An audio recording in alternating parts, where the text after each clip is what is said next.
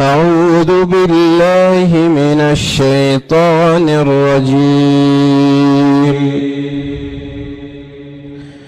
تبارك الذي جعل في السماء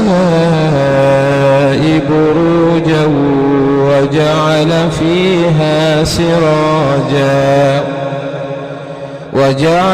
فيها سراجا وقمرا منيرا. وهو الذي جعل الليل والنهار خلفة لمن أراد أن يذكر أو أراد شكورا. وعباد الرحمن الذين يمشون على الأرض هونا وإذا خاطبهم الجاهلون قالوا سلاما.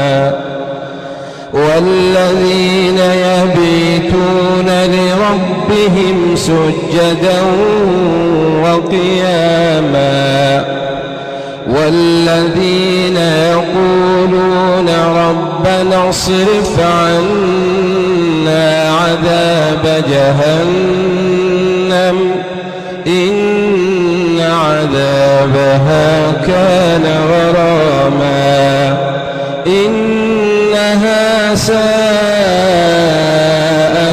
مستقرا ومقاما.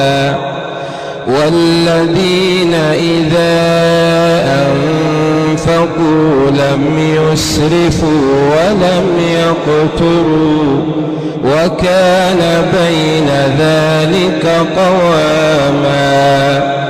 والذين لا يدعون مع الله إلها آخر ولا يقتلون النفس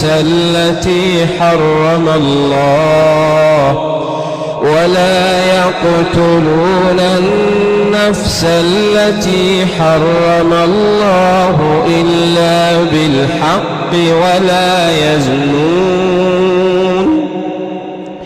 ومن يفعل ذلك يلقى ثاما يضاعف له العذاب يوم القيامة ويخلد فيه مهانا إلا من تاب وآمن وعمل عملا صالحا فأولئك